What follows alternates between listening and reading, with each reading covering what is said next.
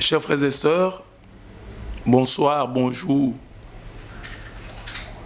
Je voudrais dans ce format continuer nos méditations sur la foi catholique. Et aujourd'hui, j'ai voulu qu'en quelques minutes, je réponde à une question.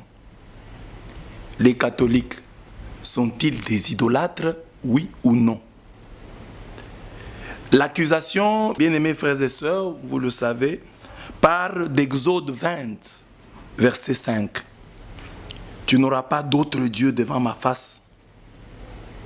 Tu ne te feras pas d'image taillée, ni de représentation quelconque des choses qui sont dans les cieux, sur la terre, dans les eaux. Nos frères qui ont quitté l'Église ou qui n'ont jamais été catholiques se fondent sur ce texte et sur bien d'autres pour dire les catholiques sont des idolâtres car nous voyons dans leurs églises des statues, nous voyons dans leurs églises des idoles. C'est le nom qu'ils donnent aux statues qu'ils voient dans nos églises. Et ils disent, ils nous voient nous prosterner devant ces statues qui sont pour eux des idoles. Répondons d'abord à cette question en expliquant d'abord le texte. Exode 25 dit ceci. Tu n'auras pas d'autre Dieu devant ma face. La question, je vous la pose souvent, chers catholiques, est de savoir, si vous êtes catholique et vous avez des doutes, vous devez vous poser cette question. Moi qui suis catholique, que ma conscience me réponde, que mon âme me réponde.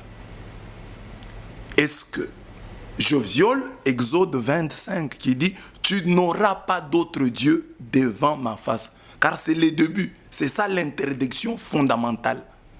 L'interdiction principale, c'est de ne pas avoir d'autre Dieu devant la face de Dieu.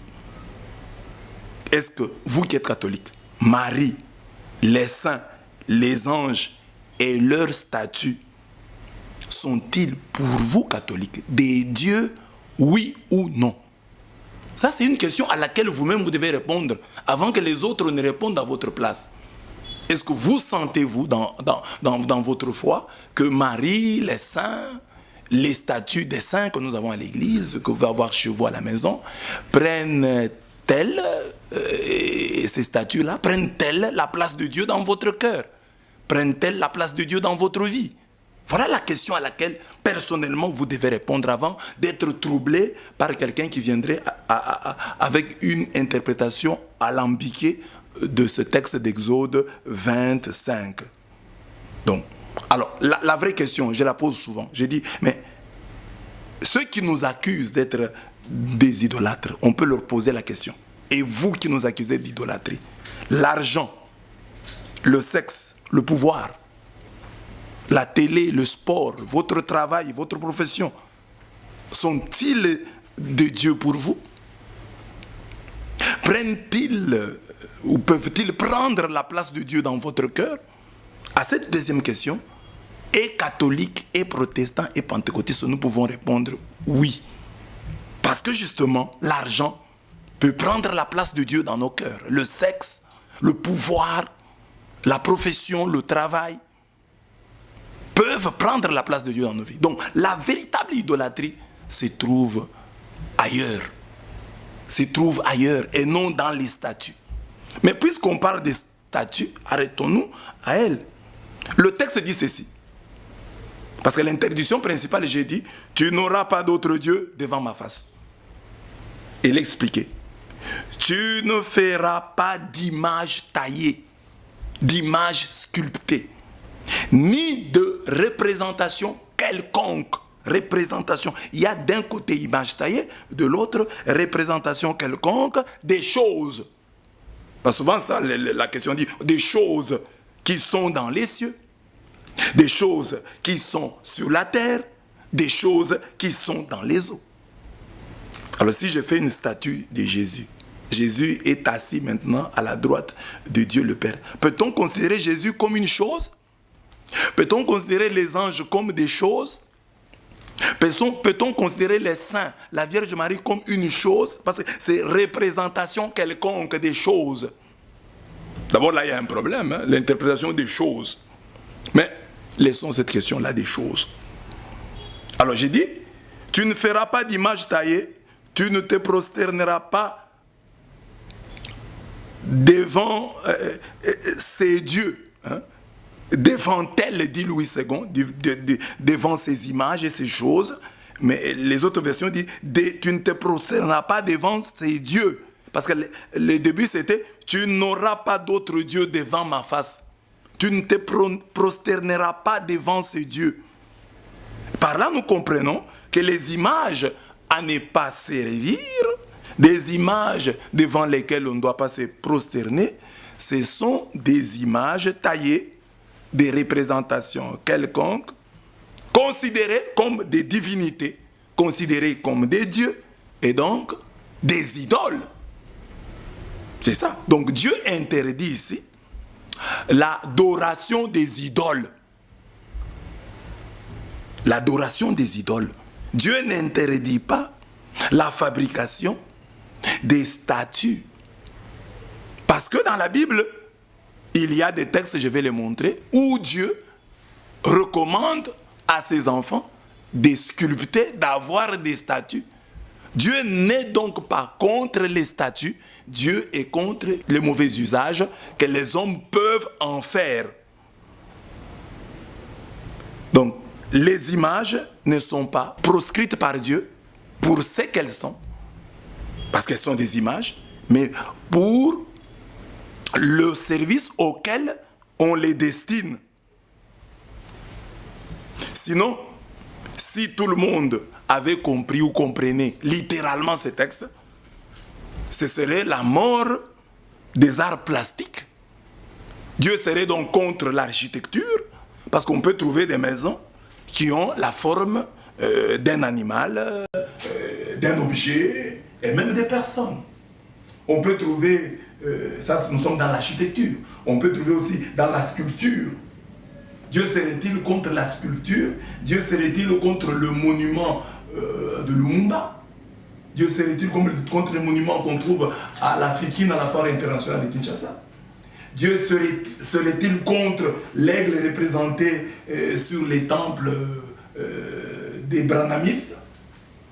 Dieu serait-il contre les jouets de nos enfants? Dieu serait-il contre les poupées?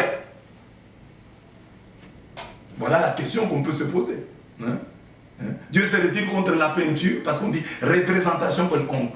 Dieu serait contre le dessin. Dessiner un poisson serait mauvais. Dessiner un aigle serait mauvais. Dieu serait-il contre la photographie? Dieu serait-il contre le cinéma? Dans tous ces cas, nous sommes en face des images, même si elles ne sont pas toutes taillées. Parce que les textes d'Exode 25 interdit et les images taillées et les représentations quelconques.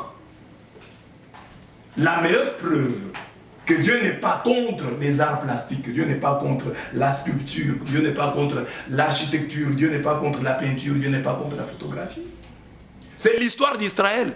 Le peuple à qui appartiennent les alliances, les promesses et les patriarches, d'après Romains 9, 1 à 9. Donc il faut voir Israël. Le salut vient de Juifs. Il faut regarder Israël. Comment Israël a vécu Exode 25 et suivant. Comment Israël a vécu Deutéronome 16, 21 à 22. Comment Israël a vécu cela? Alors, nous prenons la Bible et nous voyons des statuts. J'ai ici 4 témoins qui nous aident à comprendre, même 5, 4, disons 4, je prends 4 seulement. 4 témoins qui nous aident à comprendre ces textes. Premier témoin, c'est Exode 25, 17 à 22. Exode 25, 17 à 22. C'est au sujet de l'arche. Que dit le Seigneur? Exode 17. Exode 27, 17. Puis tu feras un propitiatoire en or pur, long de 2 coudées et demi, large d'1 coudée et demi. Et tu feras 2 chérubins en or. Les chérubins sont des anges. Dieu dit à Moïse de faire 2 chérubins en or, c'est-à-dire de faire 2 statues d'anges et de les forger aux 2 extrémités du propitiatoire. Fais un chérubin à l'autre extrémité et à une extrémité et l'autre à l'autre extrémité. Vous ferez les chérubins enseignés sur le propitiatoire à ces 2 extrémités. Voilà. Sur l'arche de l'Alliance, il y avait 2 statues. Les statues des chérubins. S'il ne faut pas parler des choses, mais parlons des êtres qui sont dans les cieux, qui sont sculptés et qui devaient être posés sur l'arche de l'Alliance. Et vous savez de quel respect Israël a entouré l'arche de l'Alliance. L'arche de l'Alliance était très respectée. Lisons par exemple Nombre 10, 33 à 36. On dit ceci: quand l'arche partait, Moïse disait, c'est-à-dire pendant la marche au désert, il suffisait que Moïse décide que le peuple puisse avancer. On dit, quand l'arche partait, Moïse disait, lève-toi. L'arche part, mais Moïse dit, lève-toi Yahweh, que tes ennemis se dispersent, que ceux qui te haïssent fuient devant toi. Et à l'étape, quand il devait se reposer, Moïse disait, reviens Yahweh vers les multitudes des milliers d'Israël. Donc, il parlait à l'arche comme on parle à Dieu. Je pense que si nos frères des églises de réveil étaient là, au temps de Moïse, ils qualifieraient Moïse et Israël d'idolâtres. Parce que Moïse parlait, quand l'arche part, Moïse dit, lève-toi Yahweh. À l'étape, quand l'arche doit s'arrêter, Moïse dit, reviens Yahweh. Au temps de Samuel, on considérait l'arche comme le Dieu sauveur. Curieusement. 1 Samuel 4, 3, on dit, que l'arche vienne au milieu de nous et qu'elle nous sauve de la main de nos ennemis. Que l'arche vienne au milieu de nous. C'était un symbole. Ce n'était pas un Dieu. Mais c'était un symbole de la présence de Dieu au milieu de son peuple. Et le symbole de la présence de Dieu a une puissance. Parce que tout ce qui appartient à Dieu est revêtu de cette puissance divine. Nous voyons les pasteurs qui critiquent là, utiliser des mouchoirs. Bon, on ne sait pas si c'est la puissance de Dieu, mais on les voit quand même utiliser des mouchoirs. Mais ici, c'est dans la Bible. L'arche de Dieu. Le peuple dit que l'arche vienne au milieu de nous et qu'elle nous sauve de la main de nos ennemis. Et quand l'arche arriva au camp, tout Israël poussa une grande acclamation et la terre trembla. Les Philistins entendirent le bruit de l'acclamation et eurent peur. 1 Samuel 4, 5. L'arche, quand il arrive, le peuple acclame. C'était des idolâtres, parce que sur l'arche, il y avait des statues. C'est de l'idolâtrie, ça. Mais c'est dans la Bible, c'est approuvé par Dieu. Donc Dieu n'est pas contre les statues, Dieu est contre l'usage que les hommes en font. Parce que j'ai donné un exemple dans la Bible de l'arche qui était un coffret sur lequel il y avait 2 anges sculptés en or. Et cette arche était entourée d'un respect, d'un grand respect par le peuple de l'Alliance, le peuple d'Israël, à qui appartiennent les alliances, les promesses et les patriarches.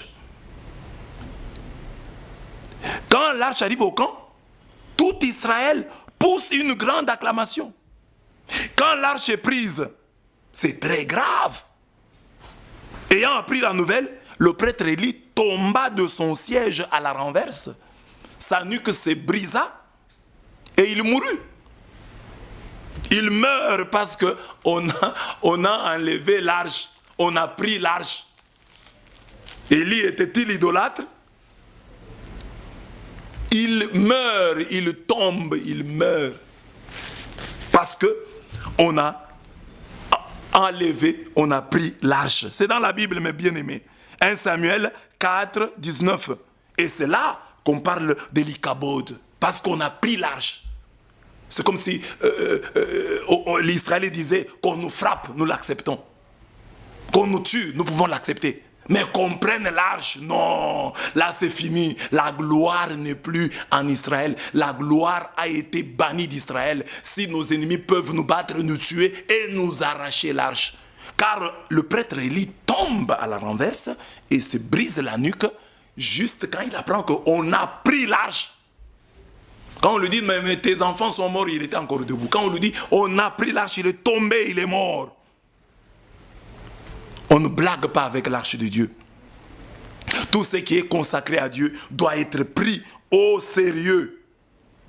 Même si la Bible, même si les images et les statues de notre Seigneur, les statues de la Vierge Marie, notre mère, les statues des saints, le chapelet, ne sont pas des divinités. Ils doivent néanmoins être entourés d'un grand respect. Et c'est ce grand respect que nous, catholiques, nous appelons la vénération. Comme quelqu'un ne peut pas accepter qu'on déchire le drapeau de son pays, qu'on le brûle.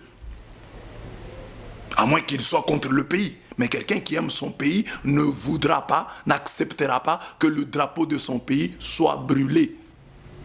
Quelqu'un qui aime sa mère n'acceptera pas que la photo de sa maman soit déchirée, qu'elle soit brûlée, qu'elle soit piétinée. On l'entoure d'un grand respect. C'est une photo, ce n'est pas ma mère, mais c'est la photo de ma mère. Mais elle doit être respectée. Je la garde jalousement. Si je n'ai qu'une photo de ma mère, je dois la garder jalousement. Même si c'est juste une représentation. Parce que toutes les photos les photos peuvent être réussies, mais il y a des photos qui ne sont pas de bonne qualité. Mais même alors, si c'est l'unique, nous les gardons. Parce que les gens peuvent poser la question, mais est-ce que vous êtes sûr que la femme qui est là, c'est la Vierge? Non, non, c'est la représentation de la Vierge Marie. Le monsieur qui est là, est-ce que c'est Jésus? C'est la représentation de Jésus. Et parfois, je ris dans ma barbe quand je vois des gens dire, voilà, cette photo-là, ce n'est pas la photo de Jésus. Alors, j'entends un prophète, un pasteur dire qu'il a rêvé Jésus. Alors, il a vu dans le songe Jésus. Comment il a su que c'était Jésus? Il était comment le Jésus du songe? Lorsque vous suivez, vous trouverez que le Jésus du songe là est proche du Jésus de nos représentations de chaque jour. Voilà. David dansait devant l'arche. 1 Samuel 6, 1 à 23. Il disait à Michal qui se moquait de sa danse, c'est devant Yahweh qui m'a choisi de préférence à ton père que je danse.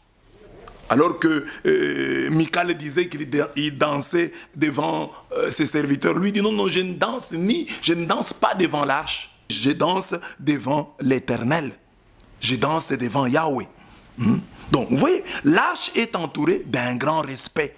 Ce grand respect, nous l'appelons vénération. Donc, catholique, si quelqu'un te dit tu es idolâtre, prends seulement Exode 25, 17 à 22 et dis à celui qui te dit de t'expliquer pourquoi est-ce que Dieu a dit qu'on mette sur l'arche, ce coffret, l'arche de l'Alliance, qu'on mette 2 statues d'or et qu'on entoure l'arche de tous les respects dont j'ai parlé à travers le livre de Nombres, à travers les livres de Samuel, 1 Samuel 4, 1 Samuel et 2 Samuel 6.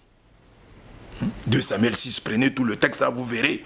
Et Uza, qui a touché à l'arche, sans en avoir les prérogatives, il a été frappé, il est mort. Parce qu'il voulait toucher l'arche. Il avait l'impression que l'arche allait tomber. Il a touché à l'arche, on l'a tué.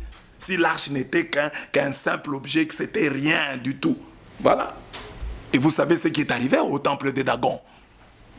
Dagon qui était le Dieu est tombé devant le symbole de Dieu, les symboles de la présence de Dieu. Et ce texte-là, dans les églises, on prêche dessus, on dit la puissance de Dieu. Mais c'est l'arche. L'arche qui a été mise à côté du Dieu Dagon. Et l'arche a écroulé Dagon. Voilà, nous avons là un premier texte. Exode 25, 27 à 22. Si quelqu'un vous présente Exode 25, dites-lui 5 chapitres après, Dieu dit à son peuple, à Moïse, de faire 2 statues d'anges et de les poser sur l'arche de l'Alliance. Arche qu'Israël entourera d'un respect tout particulier. Premier témoin. Deuxième témoin, c'est les serpents d'airain. C'est dans la Bible. Nous sommes en Nombre 21, 1 à 9, texte connu par tout le monde, de tout le monde. Si Dieu était contre les arts plastiques, Israël n'aurait jamais vécu l'épisode du serpent d'airain, du serpent de bronze. Ce jour-là, Dieu qui avait interdit les statues, en Exode 20, verset 5, plaça le salut de son peuple dans la contemplation d'une statue. Et quelle statue? La statue d'un serpent. Ce jour-là, pour être sauvé, Dieu pouvait dire, tout celui qui sera mordu par les serpents, qu'il crie Alléluia, qu'il dise Amen, et il sera sauvé. Dieu n'a pas dit ça. Il dit, tout celui qui sera mordu doit regarder le serpent de bronze que Moïse a exposé sur le poteau. C'était un type, une représentation, déjà une préfiguration de la croix du Seigneur. Mais il y avait là un symbole physique, une sculpture, un objet, un animal, et pas n'importe lequel, le serpent, qui est le symbole de Satan. Ce jour-là, il fallait regarder. Les serpents vous mordent, vous regardez l'autre serpent, serpent contre serpent. Vous regardez l'autre serpent et vous avez la vie sauve. Il fallait le regarder. Tu ne regardes pas, tu meurs. Tu regardes, tu vis. C'était le symbole de la croix du Christ. Mais regardez, Dieu a mis le salut ce jour-là dans les un serpent. Alors, quand vous dites Exode 20, vous comprenez que non, vous lisez mal les Écritures. Parce que Exode 20 interdit bien sûr les statues. Quelles statues? Les statues qui deviennent des divinités. Des statues qui deviennent des dieux. Parce que Dieu ne serait pas contre la statue de Lumumba. Dieu ne serait pas contre. Dieu est contre les statues divinisées. Qui deviennent de Dieu. Mais les statues qui représentent les hommes de Dieu, les femmes de Dieu, qui représentent notre Seigneur Jésus-Christ, qui est Dieu, un Dieu qui s'est fait chair. Ces statues-là ont leur raison d'être. Car ce ne sont pas des idoles, ce ne sont pas des dieux. Vous allez dans les églises catholiques à la sacristie, là, vous trouverez des statues cassées. On les jette même. C'est-à-dire que ce ne sont pas des dieux. Et vous voyez comment les adorateurs des Dagons ont agi vis-à-vis de leur statue morcelée. Leur statue brisée. Et regardez l'attitude des catholiques devant leur statue brisée. On les jette, non? Mais les adorateurs des Dagons n'ont pas fait ça. Donc c'est différent. Donc il faut comprendre les Écritures. Ici, Dieu a mis le salut dans le serpent. Nombre 21, 1 à 9 catholiques. Si quelqu'un te dit tu es idolâtre, demande-lui. Mais explique-moi un peu, nombre 21, 1 à 9. Comment Dieu a-t-il ce jour-là mis le salut de son peuple dans la contemplation de la statue d'un serpent? Le serpent d'airain, le serpent de bronze. Dieu avait 1000 moyens pour sauver son peuple. Tout celui qui est mordu, qui lève les yeux vers les cieux. Dieu n'a pas dit ça. Ne levez pas les yeux vers les cieux. Regardez le poteau, là où il y a le serpent de bronze. Dieu n'est pas contre les statues. Dieu n'est pas contre les arts plastiques. Dieu est contre le mauvais usage que les hommes en font. Dieu est contre les statues qu'on transforme en divinités. Dieu est contre les statues qui sont des fétiches, qui sont des idoles. Ce sont ces statues-là que Dieu combat. Mais la statue qui est la représentation d'un serpent, Dieu serait contre. Il a créé le serpent. Comme ici, il a créé le serpent. Il dit que les serpents, c'est une image, une représentation du diable. Mais Dieu n'est pas contre les serpents. Le serpent est une créature de Dieu. Mais pour parler du diable, on dit les serpents antiques. Le serpent d'airain est la preuve que Dieu n'est pas contre les statues, mais contre l'usage que les hommes en font. Dieu est contre la transformation des statues en idoles, en divinités. C'est clair comme l'eau de roche, mes bien-aimés. Ça, c'était le deuxième témoin. Troisième témoin, les statues dans le temple de Salomon. Parce que ici, un jour, j'ai discuté avec un frère des églises de réveil, je lui donne les deux textes. Il me dit, oui, dans tous ces cas ici, c'est Dieu qui a dit. Mais vous, les catholiques, vos statues là de Marie, où est-ce que Dieu vous a dit? J'ai dit, voilà, je te donne un autre texte où Salomon a mis des statues dans le Saint des Saints, sans que Dieu le lui ait dit. Nous sommes dans le premier livre de Chroniques, chapitre 3, verset 10.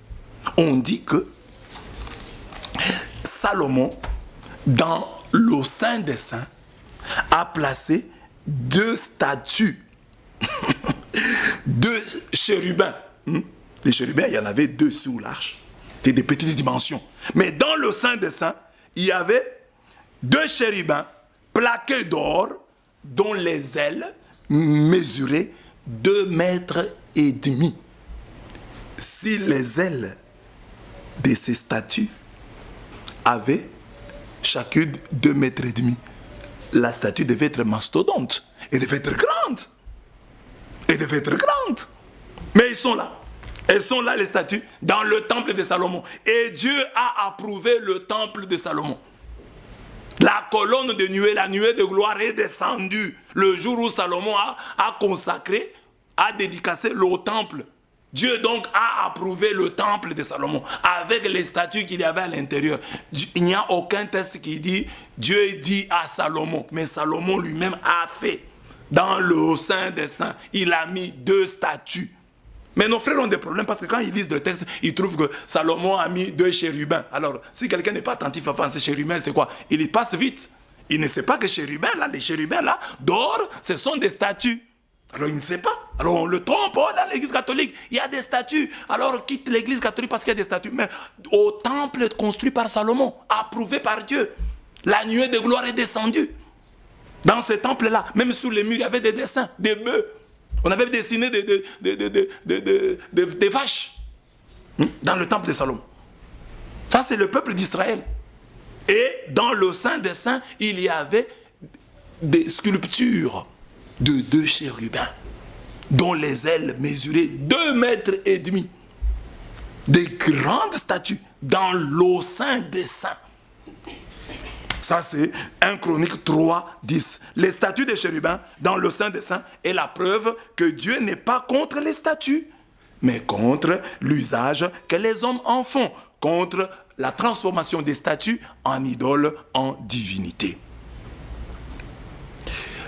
La dernière preuve sont les monuments dans le temple, dans la maison de Dieu. C'est une promesse que Dieu fait aux eunuques. Nous sommes là dans Isaïe 56, 4 à 5. Que dit le texte? Aux eunuques qui observent mes sabbats. Parce que les eunuques se plaignaient. Nous sommes des eunuques. Nous ne pouvons pas mettre au monde. Nous ne pouvons pas avoir des enfants. Alors qu'est-ce que nous aurons comme récompense? Alors Dieu leur dit, aux eunuques qui observent mes sabbats, qui choisissent ce qui me plaît et qui tiennent ferme à mon alliance, qu'est-ce que je vais faire? Je placerai dans ma maison, dans mes remparts, une stèle à leur nom, préférable à des fils et à des filles. Je rendrai leur nom éternel. Louis II dit, je leur donnerai une place, un nom éternel, un nom préférable à des fils. Je rendrai leur nom éternel. Donc Dieu promet aux eunuques, il leur dit, vous qui n'avez pas d'enfants, qu'est-ce que je vais faire? Parce que les enfants sont les souvenirs, les traces que l'homme peut laisser sur la terre. Et les eunuques n'ont pas la possibilité d'avoir des enfants. Comment ils vont rester? Comment nous allons les garder en notre mémoire? Dieu leur dit, vous qui êtes des eunuques, vous n'avez pas d'enfants, mais je vous donnerai une place. Je vous donnerai un nom dans ma maison. Ici, le texte de la Bible Tov dit, je vous donnerai, je placerai dans ma maison une stèle. Et qu'est-ce qu'une stèle? Voilà un français encore compliqué. Une stèle, c'est un monument. Un monument monolithe. Monolithe qui porte une inscription. Qui porte une inscription. C'est un monument. Dieu dit aux eunuques, je ferai pour vous un monument dans ma maison. Donc, les eunuques ont un souvenir dans la maison de Dieu. Alors, j'ai dit souvent aux catholiques pour rire, mais c'est profond. Je leur dis, si vous voyez quelqu'un de l'église de la veille qui vous critique sur les statues, dites-lui, mais nous, chez les catholiques, on n'a même pas de statues. Parce que dans le Saint des Saints, il y avait des statues de 2 mètres et demi. Nous avons des petites statues. Mais dans le Saint des Saints, il y avait des grandes statues. Donc, l'église catholique n'a encore rien fait. Et Dieu promet en Isaïe 56, 4 à 5, aux eunuques, à ceux qui lui seront fidèles, il leur promet à chacun un monument, une stèle, un mémorial dans sa maison.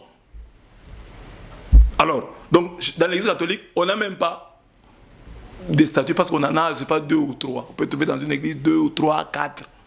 Mais ici, on dit à chacun des eunuques, tous ceux qui ont gardé les sabbats de Dieu, tous ceux qui sont restés fidèles à Dieu, on doit normalement leur donner une place, c'est Dieu lui-même qui a décidé ça, une place et une stèle, un monument dans la maison de Dieu. Donc, c'est normal qu'on trouve des monuments dans la maison de Dieu, car cela a été promis aux eunuques en Isaïe 56, 4 à 5. Chers catholiques, chers frères et sœurs, voilà, nous avons là donné quelques textes de la Bible qui peuvent vous aider à discuter avec les frères d'autres églises sur la présence des statues dans notre église. Mais le vrai problème, pour vous catholiques et pour vous frères d'autres églises, c'est de nous poser la question, pourquoi Dieu a-t-il interdit les statues? Dieu, la Bible le dit, Exode 25, que c'est un Dieu exigeant, un Dieu jaloux. Il ne veut pas que notre cœur soit partagé, que notre amour soit partagé entre lui et d'autres choses. Il veut qu'il soit le premier à être aimé. Et au lieu d'accuser les uns d'être idolâtres, il faut nous poser la question sur notre propre idolâtrie. Sommes-nous vraiment attachés à Dieu? Car l'objectif, la visée de Dieu dans l'interdiction de ces idoles, c'est Dieu qui veut être le premier, le principal dans nos cœurs, dans nos vies. Alors si Dieu n'occupe pas la place qui est la sienne dans ta vie, dans ma vie, tu es idolâtre. Même si tu n'as pas de statut dans ta maison, même si tu n'as pas de statut dans ton église. Et j'ai des textes du Nouveau Testament qui les disent. Nous pouvons lire des textes du Nouveau Testament qui montrent que l'idolâtrie n'est pas là où on croit. La trouver. Lisons Colossiens 3,5. Écoutez ce que dit le texte. Mortifiez donc vos membres terrestres. Fornication, impureté, passion coupable, mauvais désir et la cupidité qui est une idolâtrie. Voilà ce qui attire la colère de Dieu sur ceux qui résistent. Colossiens 3,5. La cupidité, l'amour de l'argent est une idolâtrie. Toi qui critiques les catholiques parce que tu l'as vu devant la statue de la Vierge Marie d'être idolâtre, quelle est ta relation vis-à-vis de l'argent? Qu'est-ce que tu ne peux pas faire pour l'argent? Deuxième texte, Ephésiens 5,5. Car sachez-le bien, ni le fornicateur, ni le débauché, ni le cupide qui est un idolâtre, n'ont droit à l'héritage dans le royaume du Christ et de Dieu. Donc toi tu peux dire, ah les catholiques iront en enfer parce qu'ils ont des statues. Mais la Bible dit que l'idolâtre, le cupide n'a pas droit à l'héritage dans le royaume du Christ et de Dieu. Catholiques, rentrons en nous-mêmes, que l'accusation de l'idolâtrie, nous ne puissions pas nous arrêter seulement aux images, mais interrogeons-nous pour dire, au-delà des images, parce que les statues n'ont pas de problème. Mais il y a des vraies statues. L'argent, le sexe, le pouvoir, l'honneur, la gloire. Ce sont des dieux que nous adorons et nous ne sommes pas conscients. Nous ne sommes pas conscients, nous pensons que nous sommes des saints. Alors qu'on peut trouver un homme qui se dit homme de Dieu, qui aime tellement la gloire, qui aime tellement l'argent, qui aime tellement le pouvoir, et il ne se pose pas de questions, il ne se remet pas en question sur ce point-là, mais il va seulement remettre en question la présence d'une statue, parfois qui peut être dans cette église-là, pour une statue déjà pleine de poussière, abandonnée. Et ça le préoccupe plus que la cupidité fraîche qui l'habite et qui le domine. Bien-aimés dans le Seigneur, voilà la petite méditation que nous avions voulu faire sur l'idolâtrie. Donc, catholiques, vous avez des armes pour vous défendre, mais vous avez aussi une interpellation pour vous convertir. Amen.